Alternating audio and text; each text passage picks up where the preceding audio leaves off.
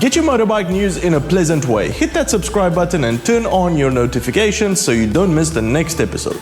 That's right, kids, you heard me. No, it's not clickbait. The bike is slower. Today was like the heavens opened up and the bike god said, "Let there be new bikes." And so it was. The sky rained with new bikes all day long. Of course, I'm talking about the EICMA, the annual Esposizione Internazionale Ciclo, Motociclo e Accessori, the El Dorado of bike shows. Everybody was there. KTM, BMW, Honda, Suzuki, Yamaha, all unveiled either new bikes or updates to their existing models. Biker paradise. We're gonna try and cover the most important news this week. Today, however, we're gonna try to take a look at the holy grail of adventure riders, the one everybody strives to be like, and in the end ends up copying.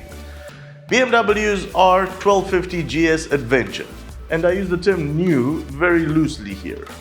The bike has of course also gotten the new 1250 engine with all of the improvements we have detailed in our 1250 GS review here. There. On paper, they are not much to look at, but I beg of you, go and test one out because this new engine is a beast. 11 more horsepower means nothing compared to the feeling you get when you twist that accelerator. So, number one, all the good things that come with the new engine. Number two, colors. The new Adventure brings 3 new colors to the table and a new way to customize them, all called motorrad spezial. It's special because you'll probably need a special wallet to get it all onto your bike. No price is announced yet. So the 3 new colors are obviously the HP variant with the golden rims, which, oh my god, it looks beautiful. The exclusive with its olive neutral accents, which some of you might enjoy, and the placeholder boring gray. The ice gray. Yeah, you decide on that. The Motorrad Spezial is a new lineup of accessories that BMW is bringing to market. You can customize anything from your mirrors to your engine cover to the levers, foot pegs and much more. Here is the exclusive model with some of the special accessories on it. If they're not going to cost your other kidney, they will bring a new layer of customizing to your bike straight from BMW. Let's wait for pricing on this before getting too excited. Extras. As with the standard GS, BMW has included more previously optional features in the base price of the bike. The LED headlight is now standard on the Adventure, but the daylight driving light is not. You know, the large C that tells you immediately that this is a GS? No, that's extra.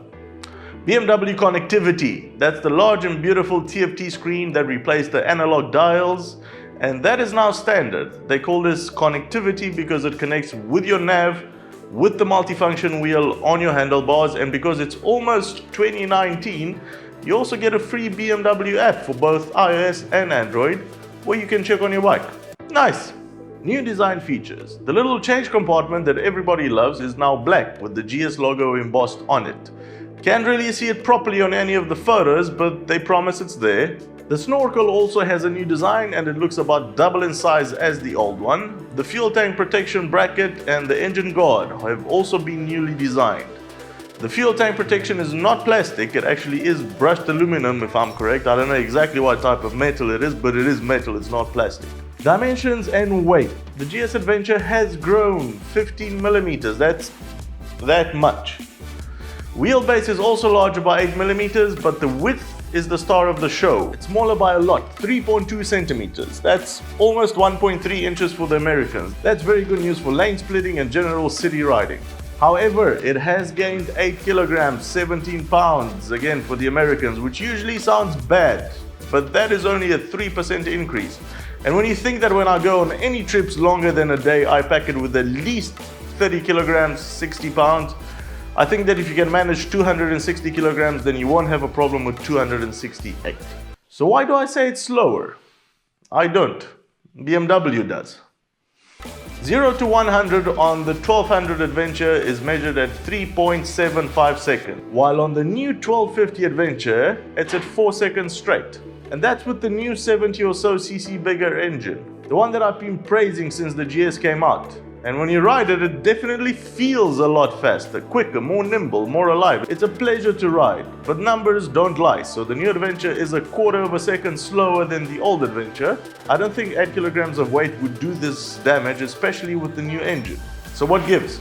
The logical explanation is that the 0 to 100 kilometers an hour test, or 0 to 60 again for the Americans, is obviously done from zero. And we all know the new engine incorporates the new shiftcam technology, which, as we can see, from a standstill, even if we ask it for the maximum amount of power it can give, it still starts rolling off on the partially closed valves.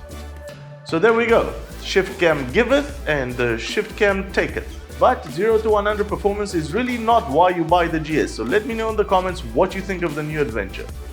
Does it live up to your expectations, or were you expecting more from BMW? As always, like this video if you learned something new and consider subscribing if this has made your day better in any way. It really helps out a lot.